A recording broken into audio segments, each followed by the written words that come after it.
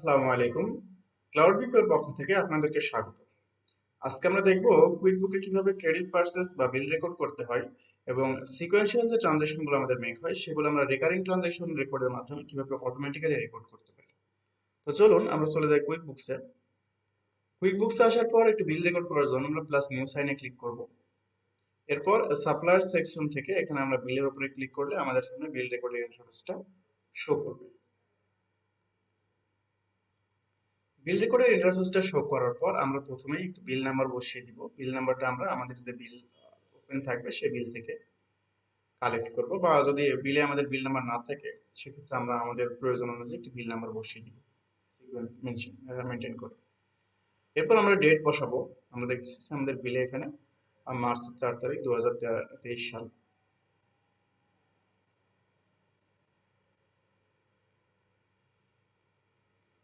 এবং ডিউ ডেটটা আমরা দেখবো আমাদের বিলের ডিউ ডেট কত আছে। আমরা দেখতে পাচ্ছি পেমেন্ট টার্মস এরা ডিউ অন রিসিপ্ট, মানে রিসিপ্ট যেদিন পাবো সেদিনই আমাদের পেমেন্ট করতে হবে, এই টার্মে দিছে।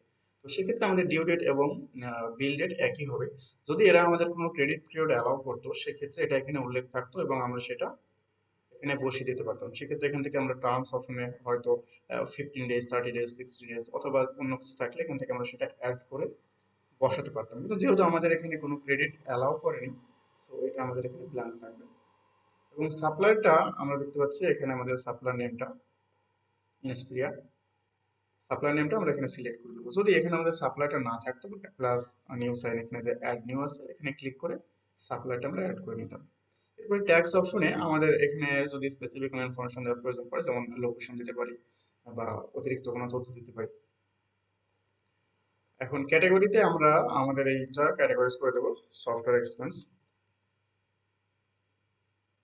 ডেসক্রিপশনটা আমরা বিল থেকে কপি করব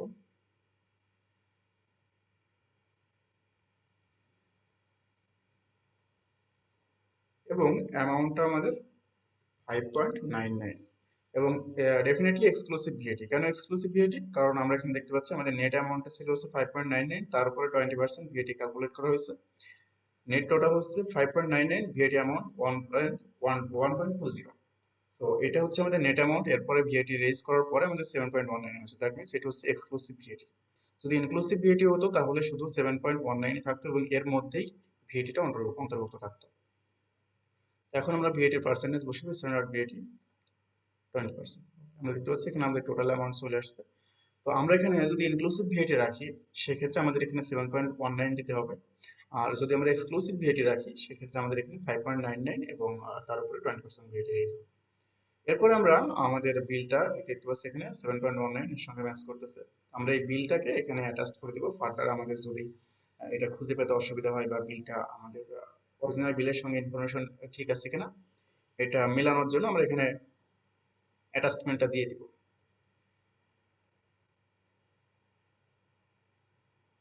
এবং আমরা যে অ্যাটাচমেন্টটা দিয়েছি এই অ্যাটাচমেন্টটা কারেক্টলি এখানে রেকর্ড হয়েছে কিনা সেটা চাইলে আমরা এখানে দেখে নিতে পারি। আমরা অ্যাটাচমেন্ট দেওয়ার পর এখান থেকে এটা ভিউ করতে পারবো। তো আমাদের সমস্ত ইনফরমেশন সঠিকভাবে দেওয়া শেষ। এখন আমরা যদি সেভ করি আমাদের বিলটা সেভ হয়ে যাবে। এবং এর নিচে আমরা দেখতে পাচ্ছি মেক রিকারিং।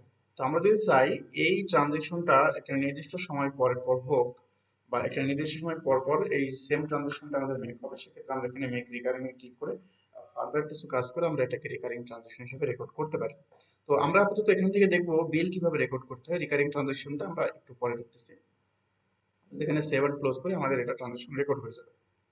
তো আমরা চাইলে যে কোনো ট্রানজেকশনের অপশন থেকেই ওটাকে রিকারিং করতে পারি, কিন্তু রিকারিং ট্রানজেকশনের জন্য কুইকবুক আমাদেরকে একটি স্পেসিফিক টুলস সাজেস্ট করে। সেটা হচ্ছে আমরা যদি সেটিং এ ক্লিক করি এবং সেটিং এ ক্লিক করার পর এখানে লিস্টের এগেইনস্টে অল লিস্ট আমরা দেখতে পাচ্ছি, অল লিস্ট, এবং এখানে একটা অপশন আছে রিকারিং ট্রানজেকশন। আমরা রিকারিং ট্রানজেকশনে ক্লিক করলাম এবং এরপর আমরা দেখতে পাচ্ছি এখানে প্লাস নিউ সাইন আছে। আমাদের এখনো কোনো ট্রানজেকশন রিকারিং করে রাখা হয়নি। রিকারিং দ্যাট মিনস হয়তো কোনো সাবস্ক্রিপশন আছে আমরা মাসিক প্রথম তারিখে দেই বা একটা নির্দিষ্ট তারিখে একটা নির্দিষ্ট সময় পর পর আমরা একটা নির্দিষ্ট পেমেন্ট মেক করি বা একটা পেমেন্ট কারো কাছে রিসিভ করি। এ ধরনের কোনো ট্রানজেকশন যদি থাকে সেটা আমরা এখান থেকে রিকারিং ট্রানজেকশন হিসেবে একবার রেকর্ড করে দিলে ওই নির্দিষ্ট পিরিয়ড শেষে অটোমেটিক্যালি ওটা রেকর্ড হয়ে যাবে। তো আমরা এখানে দেখি এটা কিভাবে করে। প্লাস নিউ সাইনে ক্লিক করে ট্রানজাকশন টাইপ এখানে দেখতে পাচ্ছেন bill, cheque, invoice, deposit, whatever it is, অনেক কিছু আছে। তো আমরা বিল আপাতত রিকারিং বিল এখানে রেকর্ড করে দেখি। বিলে ক্লিক করলাম। এরপর আমরা দেখতে পাচ্ছি আমাদের সামনে একটা টেমপ্লেট শো করছে। তো আমরা টেমপ্লেটের নাম দিলাম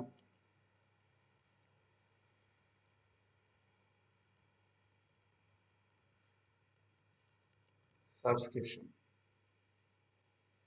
শুধু সাবস্ক্রিপশন না দিয়ে আমরা চাইলে এখানে সার্ভার সাবস্ক্রিপশন দিতে পারি,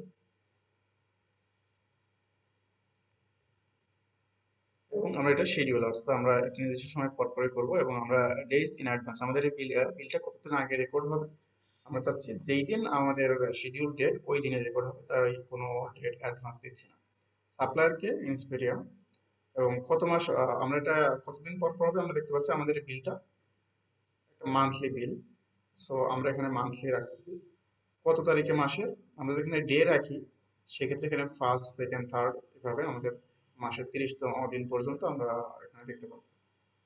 কিন্তু আমরা যদি এখানে ফার্স্ট সেকেন্ড থার্ড এই অপশনটা চুজ করি সেক্ষেত্রে এখানে আমাদের ডে চয়েস করতে হবে, অর্থাৎ মাসের প্রথম মাস সানডে, প্রথম মানডে, প্রথম টুইসডে, বা মাসের সেকেন্ড সানডে, সেকেন্ড টুইসডে, এরকম একটা। তো আমরা এখানে ডে রাখতেছি এবং 1 তারিখ। তারপরে প্রতি 1 মাস পর পর বা 2 মাস পর পর, 3 মাস পর পর এটা আমরা এখানে রাখতে পারি। স্টার্ট ডেট কবে হবে আমাদের বিল থেকে এটা দেখে নেবো। আমাদের বিল আসছে হচ্ছে মার্চের 4 তারিখে, তার মানে আমরা প্রতি মাসের 4 তারিখে এটা রিকারিং করতে পারি। স্টার্ট ডেট আমরা রাখতেছি মার্চের,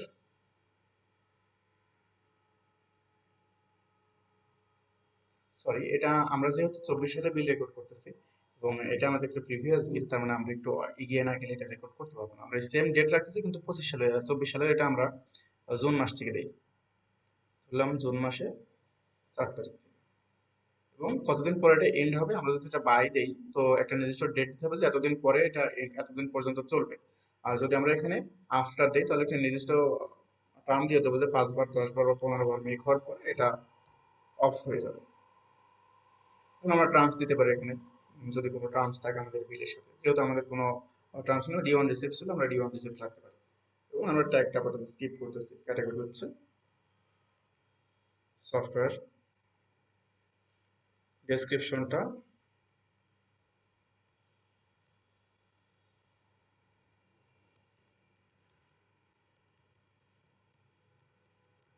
server subscription, amount, for example আমরা এখানে 10 পাউন্ড রাখতেছি এবং স্ট্যান্ডার্ড বেরিয়েছে। That's it. তো এখন আমরা যদি এই সেভ টেমপ্লেটটা সেভ করি তাহলে আমরা নির্দিষ্ট পিরিয়ড পর পর এই ট্রানজাকশনটা রিকারিং হতে থাকবে। দেখতে পাচ্ছি আমাদের একটি রিকারিং ট্রানজাকশন এখানে রেকর্ড করছে। তো এখন আমরা যে বিলটা রেকর্ড করেছিলাম, তো হয়তো আমরা যদি কোনো বিল রেকর্ড করার পর ওই বিলে কোনো ভুল থাকে, হয়তো আমরা রেকর্ড করার সময় মিস্টেক হয়েছে কোনো কিছু, সেটা আমরা কিভাবে সলভ করতে পারি একটু দেখি। আমরা এক্সপেন্সের উপরে কার্সর রেখে যদি বিলে ক্লিক করি তো আমরা যে বিলগুলো রেকর্ড করছি ওগুলো আমরা লোকেট করতে পারবো। বিলে এসে আমরা স্পেসিফিক বিলটাকে লোকেট করার পর আমাদের কিন্তু এখানে অনেক বিল রেকর্ড করা থাকতো। আমরা বিলে এসে যদি আনপেইড বিলকে লোকেট করি আমরা দেখতে পাচ্ছি এখানে আমাদের যে বিলগুলো আনপেইড আছে সেগুলো এখানে শো করতেছে। তো এখান থেকে আমরা যদি এই বিলটা আমরা মাত্র যে বিলটা রেকর্ড করছি যদি এই বিলটা আমাদের কোনো এরর থাকে, আমরা বিলটা নর্মালি ওপেন করবো।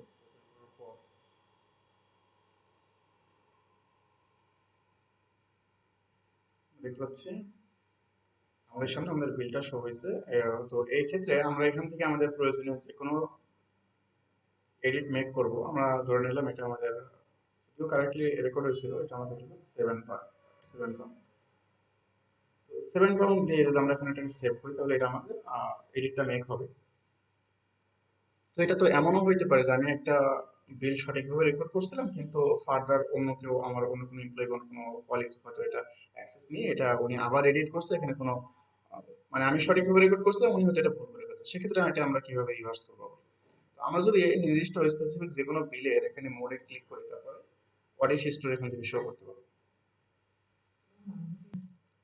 তো আমরা যদি অডিট হিস্ট্রি এখান থেকে শো করে আমরা দেখতে পাচ্ছি আমরা এই বিলটা প্রথমে রেকর্ড করেছিলাম 7.19 টোটাল। তো এরপরে আমরা যখন এটাকে এডিট করছি আমরা এখানে 8.40 করছি, অর্থাৎ আমরা একটা বিল রেকর্ড করার পর কখন কখন কি কি ধরনের এখানে চেঞ্জ মেক করছে সেটা আমরা এখান থেকে দেখতে পাবো।